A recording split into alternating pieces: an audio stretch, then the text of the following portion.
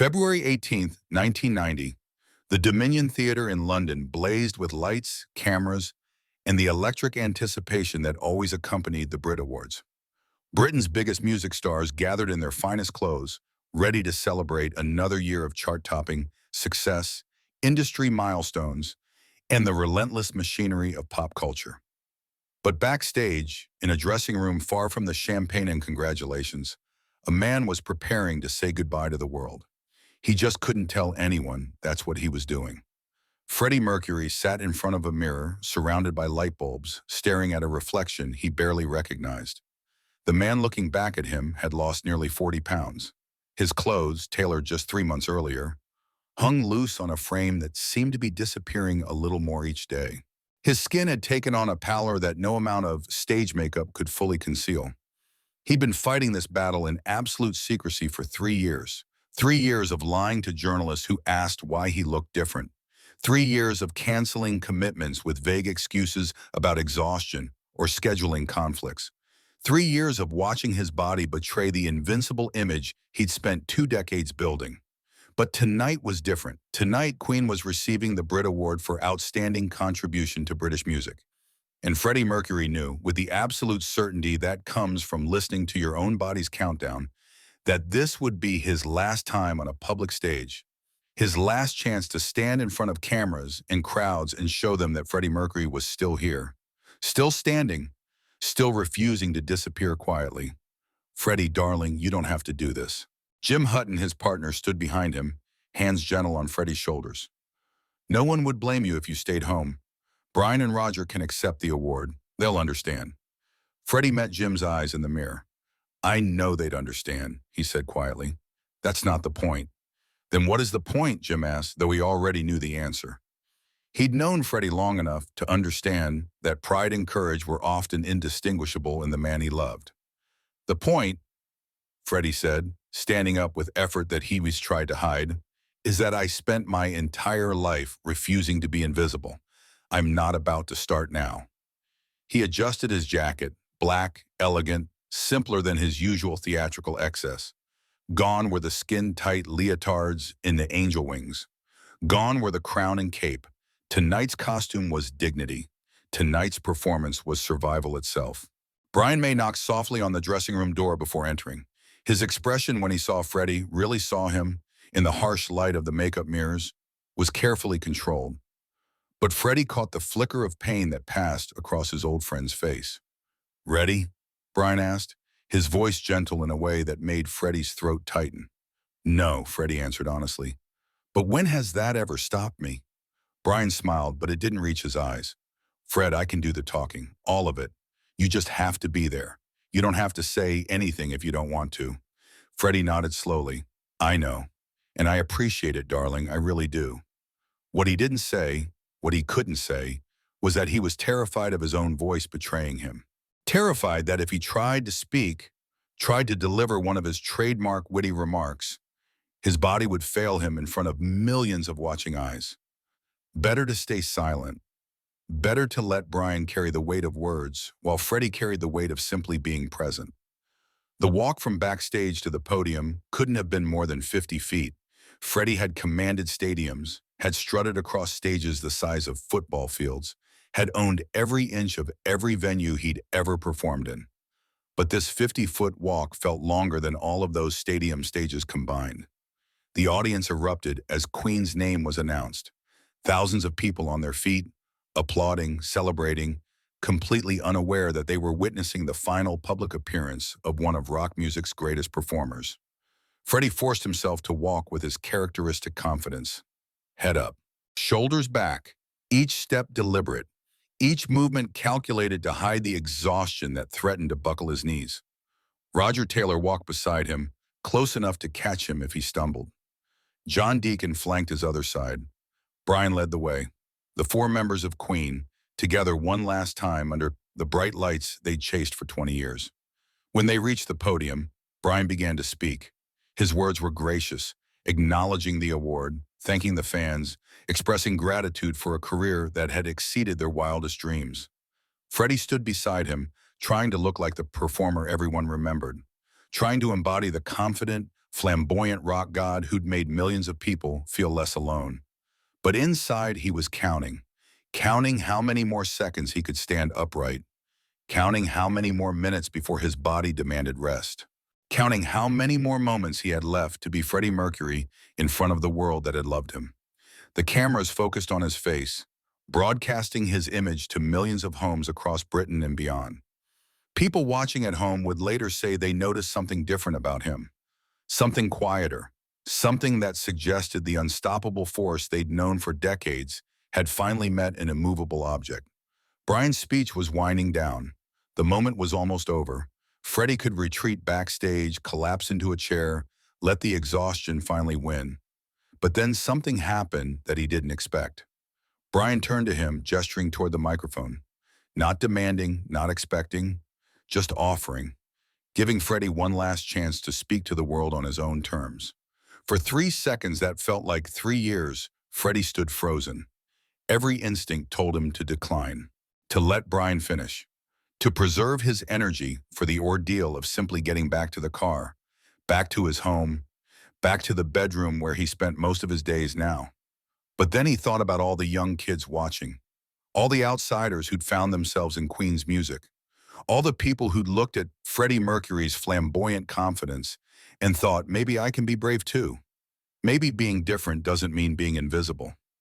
He thought about Farouk Bulsara, the scared immigrant boy who'd hidden in choirs because he was terrified of being seen. He thought about the journey from that frightened child to this moment, standing in front of Britain's music industry, critically ill, still refusing to disappear. Freddie stepped forward to the microphone. The audience's applause swelled again, anticipating one of his famous quips, one of those perfectly timed remarks that had made him as legendary off stage as he was on it. But when Freddie opened his mouth, only 3 words emerged. 3 words delivered in a voice that was quieter than the world had ever heard from him. 3 words that carried the weight of everything he couldn't say. Thank you. Good night. That was all. No jokes, no theatrical flourishes, no Freddie Mercury bravado, just gratitude. And goodbye. The audience applauded again, thinking it was just part of the moment, not realizing they were witnessing a farewell, not knowing that the man they just celebrated was using every ounce of remaining strength to walk off that stage with dignity intact. As soon as the cameras cut away, as soon as the bright lights shifted to the next presenter, Freddie's knees buckled. Roger and Brian caught him before he fell, their strong hands holding him upright, guiding him backstage where he could finally let the exhaustion win. "You did it, Fred," Brian whispered as they helped him into a chair. "You were magnificent." Freddie closed his eyes, too tired even to respond. But he'd done what he came to do. He'd stood in front of the world one last time. He'd refused to disappear quietly. That was enough. That had to be enough. An hour later, after the awards ceremony had moved on to other winners and other speeches, after most of the audience had forgotten that brief, strange moment when Freddie Mercury had spoken just 3 words, there was a knock on his dressing room door. "Mr. Mercury?" An assistant poked her head in nervously. "There's someone here who'd like to see you, Liza Minnelli. She said she's a friend." Freddie, who'd been half asleep in his chair while Jim helped him sip water, suddenly perked up. "Liza's here?" "She is," the assistant confirmed. "She said she won't stay long if you're not feeling up to it, but she'd love to say hello." Jim looked at Freddie with concern. "Darling, you're exhausted. You should go home. Rest." But Freddie was already sitting up straighter, already trying to find energy he didn't actually have. "Jim, it's Liza Minnelli. I'm not sending Liza Minnelli away." Because here was the thing that most people didn't understand about Freddie Mercury. Even dying, even carrying the weight of a secret illness that was slowly erasing him, he was still a fan. Still capable of being starstruck. Still excited to meet someone whose talent he genuinely admired. "Send her in," Freddie told the assistant. "Please." The door opened again and Liza Minnelli entered like she was walking onto her own stage. She wore a sleek black dress, her signature, short dark hair perfectly styled, her eyes immediately finding Freddie's with a warmth that suggested she saw exactly what he was trying to hide.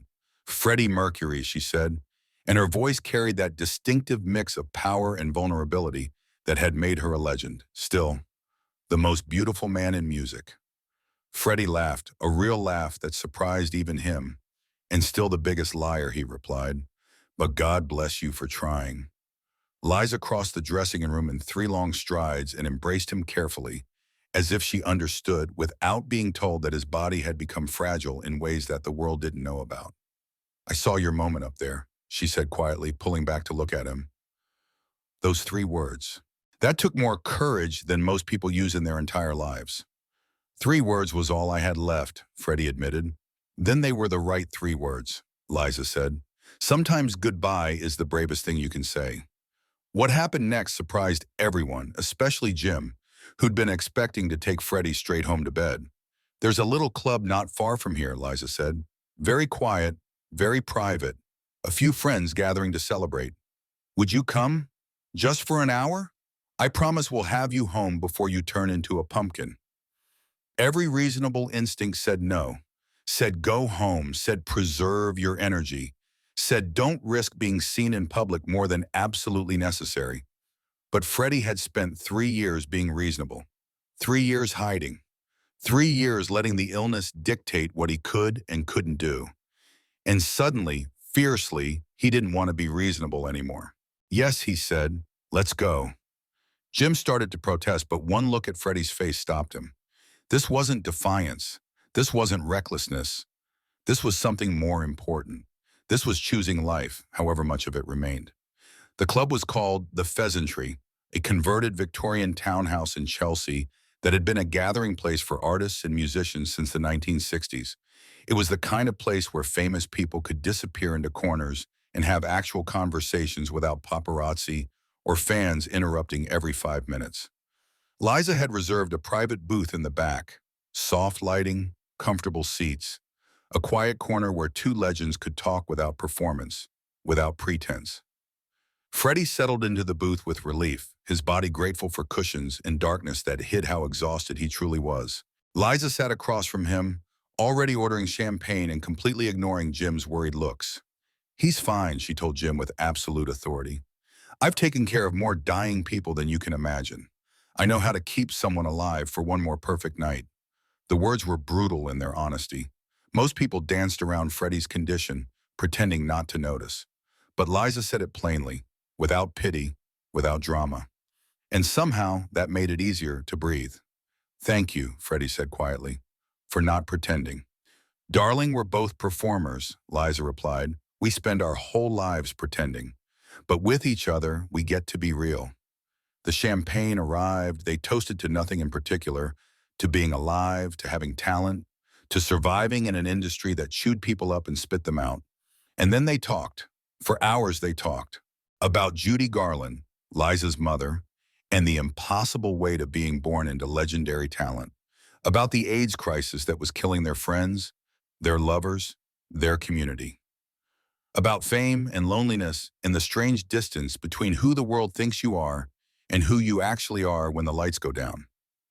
About mortality, about legacy, about what it means to create something beautiful, knowing it's the last beautiful thing you'll ever make. I'm scared, Freddie admitted at one point, the champagne and exhaustion loosening his usually careful tongue. Not of dying, I'm scared of being forgotten, of everything I built just disappearing. Liza reached across the table and took his hand. Freddie Mercury, she said with absolute certainty, you are incapable of being forgotten. You made too much noise. You were too much. You loved too fiercely. That doesn't disappear just because your body stops working. How do you know? Freddie asked. Because my mother died 30 years ago and people still cry when they hear her sing over the rainbow, Liza said. Because real talent, real artistry, it transcends the body. It becomes something bigger than biology. It becomes immortal. She squeezed his hand. You're already immortal, darling. You just haven't figured it out yet. Freddie felt tears prick his eyes. Something that rarely happened, even now. You really believe that? I know it, Liza said. The same way I knew you were going to be legendary the first time I heard Bohemian Rhapsody. You don't make music like that and then disappear. It's impossible. They talked until 4 a.m., long past when Freddie should have gone home. Long past reasonable or responsible. But it wasn't about being reasonable, it was about being alive. And for those few hours in that dark corner booth, Freddie Mercury wasn't dying. He was just a performer talking shop with another performer. Two people who understood what it meant to turn pain into art. Two souls who'd survived by refusing to be ordinary. When Jim finally insisted they had to leave, that Freddie genuinely couldn't stay awake any longer, Liza walked them to the door. "Thank you," Freddie said again, "for tonight, for seeing me." "Thank you," Liza replied, "for letting me, for trusting me with the truth instead of the performance." She kissed his cheek gently. "You're not just a real star, Freddie.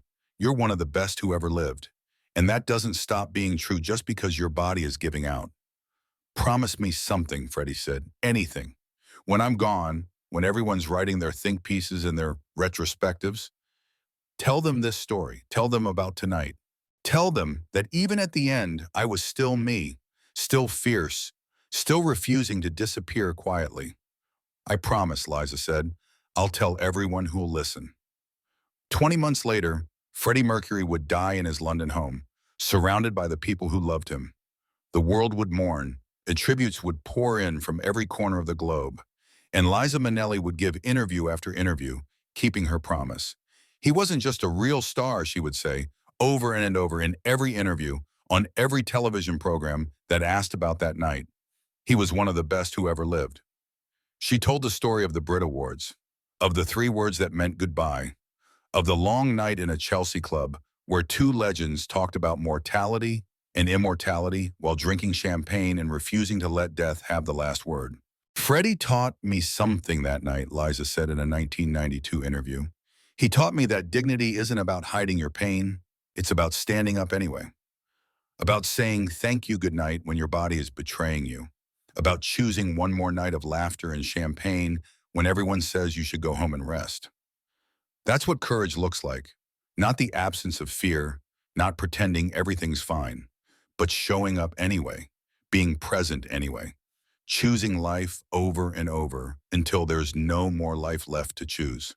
The footage of Freddie's final public appearance, those three quiet words delivered to a world that didn't know it was witnessing goodbye, became iconic. Film students analyzed it. Music historians wrote about it. Fans watched it over and over, seeing in those words everything that Freddie Mercury had ever meant to them. Thank you for the music. Thank you for the courage. Thank you for showing us that being different wasn't weakness. Thank you for refusing to hide. Thank you for being too much when the world wanted you to be less. Thank you. Good night. Three words that contained a lifetime. Three words that changed nothing and everything. Three words that prove that sometimes the smallest gestures carry the heaviest weight. Freddie Mercury said goodbye to the world on February 18th, 1990, and then he spent one more perfect night refusing to let go. Laughing with Liza Minnelli, drinking champagne, being exactly who he'd always been, fierce, theatrical, brave, and utterly unwilling to disappear quietly. That was his final performance. Not the three words on stage, but the hours afterward, the choice to keep living even when dying, the decision to have one more night of joy before the darkness came. And maybe that's the real lesson. Maybe that's what Freddie Mercury's life and death taught us all. You don't have to go quietly. You don't have to disappear. You can burn bright until the very last moment, refusing to let anyone, not even death, dim your light. Thank you, Freddie. Good night. But also, what a way to say goodbye.